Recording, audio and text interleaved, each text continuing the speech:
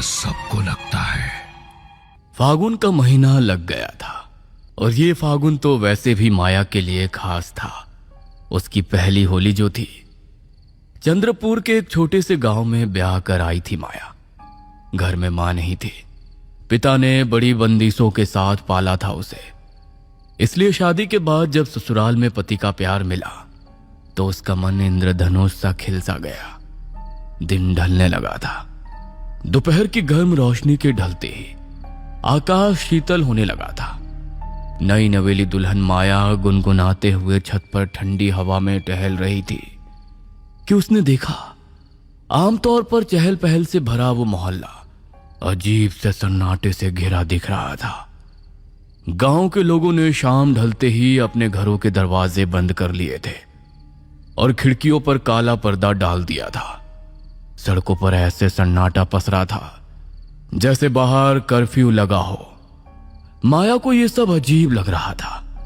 माया ने छत पर खड़े होकर चारों ओर नजर घुमाई तो घर के पास खड़े घने बरगद के पेड़ के पीछे उसे एक साया सा लहराता नजर आया। अचानक उसे अपने पीछे से अपना नाम पुकारने की आवाज सुनाई दी।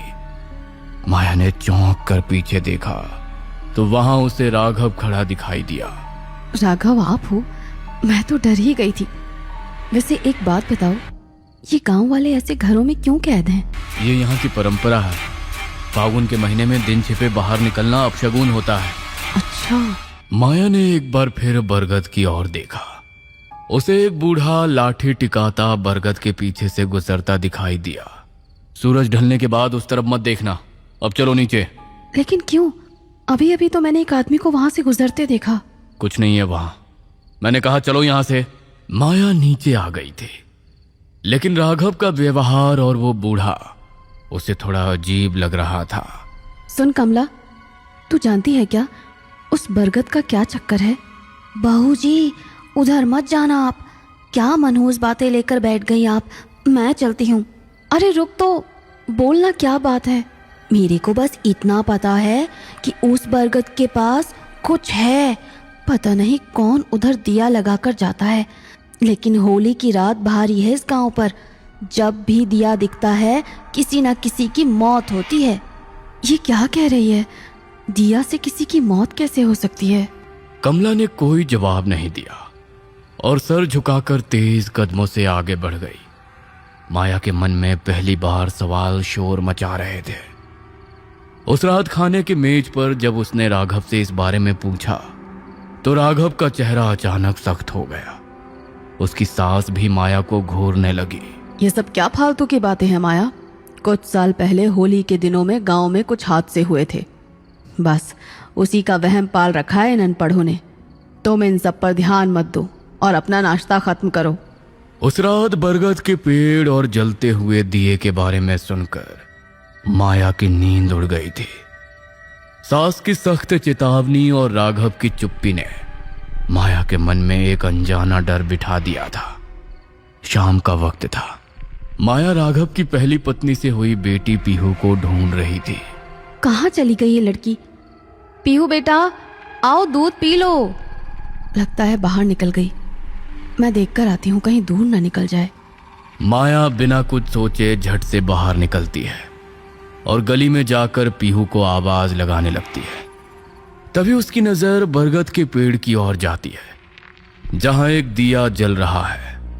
आसपास सन्नाटा पसरा था और दिए के पास ही गुलाल बिखरा हुआ था। माया को दिया देखते ही कमला की बातें दिमाग में घूमने लगी। घबराहट में उसके कदम डगमगाए और वो दौड़ते हुए वापस घर के अंदर की ओर भागने लगी। माँ, मैं तो कमरे में छिपी थी, आप कहाँ चली गई थी? कहीं नहीं बेटा, चलो अंदर। माया ने अभी किसी को कुछ नहीं बताया था। रात घेराई थी। माया ने सबको खाना खिला दिया था और अकेले रसोई समेट रही थी। अचानक सन्नाटे को चीरती हुई छन छन की आवाज आई, जैसे कोई भारी पायल पहनकर उसके ठीक पीछे चल रहा हो। माया झटके से मुड़ी, पर पीछे सिर्फ खाली गलियारा था। वो जैसे ही आगे बढ़ती, आवाज फिर शुरू हो जाती। उसे ऐसा लगा जैसे कोई अदृश्य साया उसके कंधों के पास सांस ले रहा है। अगले दिन सवेरे माया रसोई में पीहू के लिए दूध गर्म कर रही थी। उसका ध्यान बरगद के दिए की ओर गया। माया के माथे पर पसीना आ गया। तभी अचानक चूल्हे की लौ नीली पड़ गई। माया को कुछ समझ आता उससे पहले ही उसकी साड़ी के पल्लू ने आग पकड़ ली। आग इतनी तेजी से फैली जैसे किसी ने उस पर तेल छिड़का हो। माया चीखी और उसने जलता हुआ पल्लू झटक दिया। घबराहट में उसका दम फूलने लगा। वह पसीने से लथपथ होकर पास के बाथरूम में भागी। उसने नल खोला और अपने चेहरे पर ठंडे पानी के छपाके मारने लगी ताकि घबराहट कम हो सके। लेकिन जैसे ही उसने ऊपर उठकर आईने में देखा, उसकी रूह कांप गई। पानी से चेहरा साफ होने के बजाय उसके पूरे चेहरे पर ताजा, गाढ़ा और खौफनाक लाल रंग पुता हुआ था। उसकी आंखों के नीचे से रंग खून की तरह बह रहा था। माया ने पागलों की तरह साबुन से चेहरा रगड़ा, पर वो रंग उसकी खाल के अंदर समाता जा रहा था। तभी बाहर से राघव की आवाज आई। माया ने कांपते हाथों से दरवाजा खोला। माया, क्या हुआ है? तुम बाथरूम में क्या कर रही हो? तुम्हारे चीखने की आवाजें आ रही थी। राघव, राघव मेरा चेहरा देखो, ये लाल रंग, ये सिंदूर कहाँ से आया? मेरी साड़ी में आग लग गई। राघव, कोई है यहाँ? कैसा रंग? पागल हो गई हो क्या? अरे तुम्हारा चेहरा तो बिल्कुल साफ है माया। और साड़ी? तुम्हारी साड़ी भी बिल्कुल ठीक है। तुम वहम कर रही हो। कहा था ना ज्यादा इधर उधर की बातों में दिमाग मत लगाओ। माया ने आईने में फिर देखा। उसका चेहरा और साड़ी दोनों बिल्कुल सामान्य थे। उसे अपने ही आंखों पर यकीन नहीं हो रहा था। डर अब उसके दिमाग की नसों को जकड़ने लगा था। उसी रात जब वो बिस्तर पर लेटी थी, उसे महसूस हुआ कि उसके पैरों की तरफ से कोई बहुत धीरे धीरे उसकी चद्दर को नीचे की ओर घसीट रहा है। माया ने टॉर्च जलाई, पर वहां कोई नहीं था। तभी उसके कान के बिल्कुल करीब एक बर्फीली फूंक महसूस हुई और एक डरावनी फुसफुसाहट गूंजी। अब तुम्हारी बारी है माया, सावधान, मौत की आहट पहचानो। माया बिस्तर से उठकर भागने की कोशिश करने लगी, पर तभी एक अदृश्य और बलशाली ताकत ने उसके लंबे बालों को पीछे से जकड़ लिया। माया की चीख गले में ही दब गई। वो ताकत उसे बेरहमी से फर्श पर घसीटते हुए गैलरी की ओर ले जाने लगी। माया के हाथ पैर फर्श पर रगड़ रहे थे, पर वो खुद को छुड़ा नहीं पा रही थी। वो साया उसे घसीटते हुए घर के उस सबसे अंधेरे कोने में ले गया, जहां एक पुरानी कोठरी थी जिसे कभी नहीं खोला जाता था। कोठरी का भारी दरवाजा अपने आप चरमराते हुए खुला और माया को अंधेरे के अंदर फेंक दिया गया। दरवाजा धड़ाम से बंद हो गया और चारों तरफ फिर से वही मौत जैसा सन्नाटा छा गया। माया अब उस काल कोठरी में कैद थी। माया ने खूब कोशिश की कि वो गेट खोल सके, पर गेट खुल ही नहीं रहा था। वो चिल्ला रही थी, दहाड़ रही थी, सब कोशिश नाकाम थी। कोठरी की हवा में सड़े हुए फूलों और पुराने सिंदूर की एक अजीब सी गंध थी।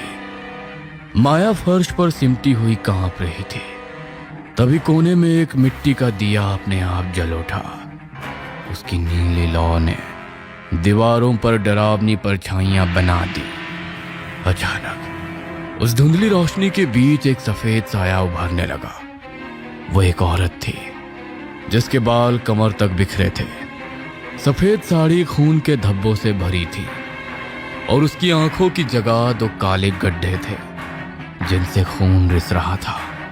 तुम कौन हो? मुझे यहाँ क्यों लाई हो? मैंने तुम्हारा क्या बिगाड़ा है? डर मुझसे नहीं माया, डर उनसे जो ऊपर चैन की नींद सो रहे हैं। मैं सुमन हूं, पीहू की माँ, और इस घर की सच्चाई जिसे 8 साल पहले इस कोठरी की दीवारों में चुन दिया गया था। माया के पैरों तले जमीन निकल गई। सुमन की रूह ने हवा में हाथ लहराया और कोठरी की दीवार पर एक दृश्य उभरने लगा।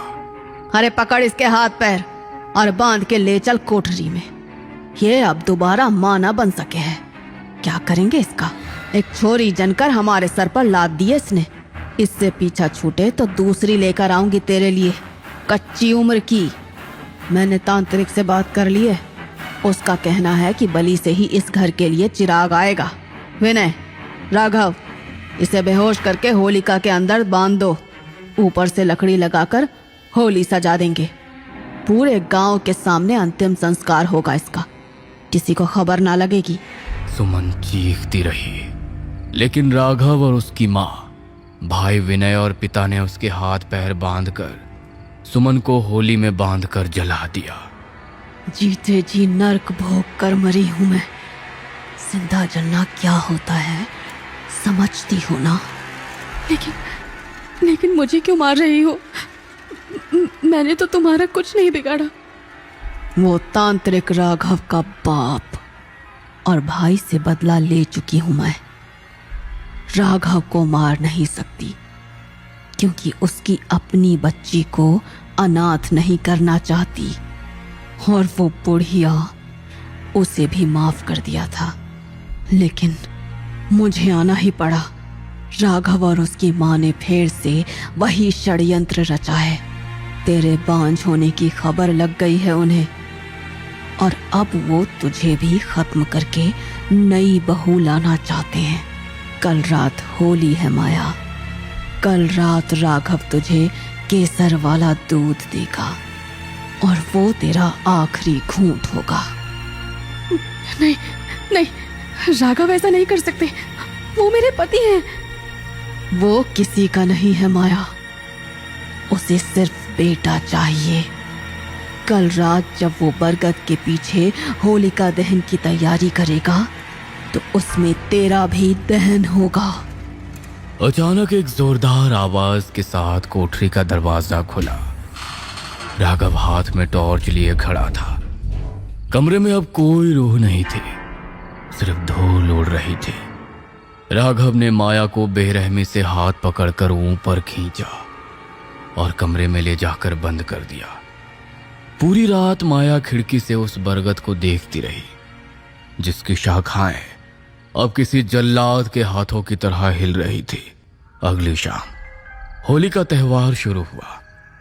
विला के बाहर गांव के लोग आग जलाकर नाच रहे थे, पर विला के अंदर मौत का सन्नाटा था। राघव एक चांदी के गिलास में दूध लेकर माया के पास आया।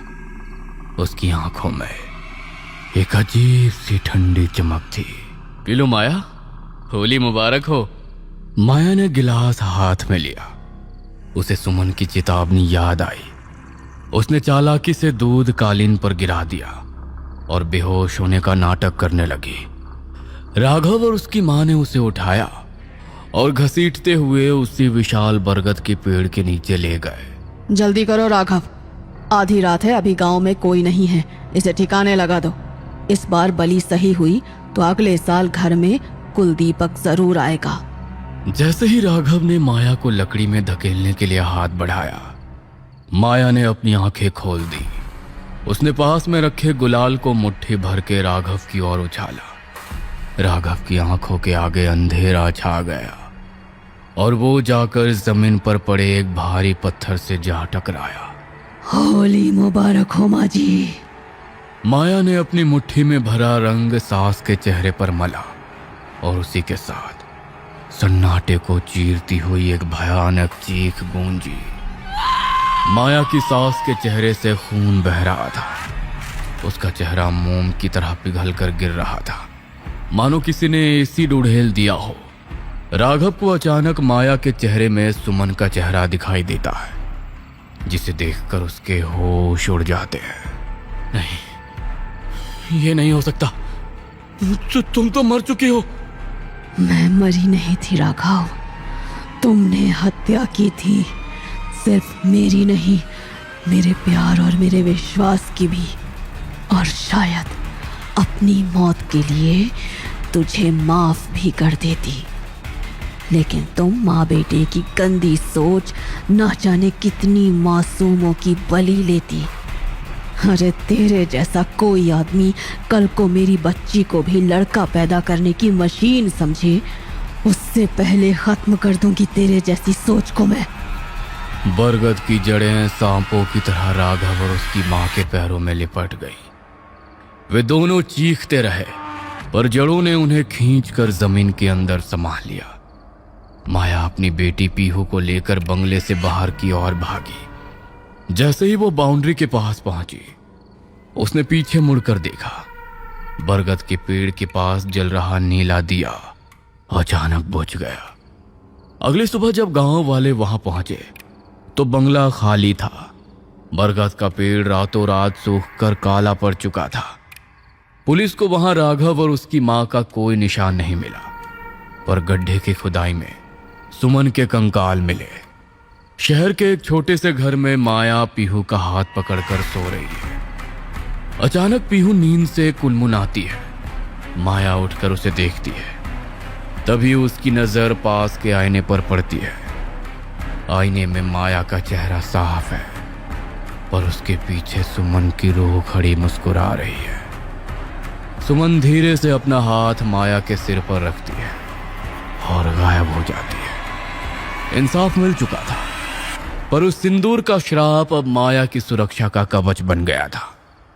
बरगद का पेड़ आज भी खड़ा है, पर अब वहां कोई दिया नहीं जलता, क्योंकि वहां अब कोई राज दफन नहीं, बल्कि सच्चाई आजाद है।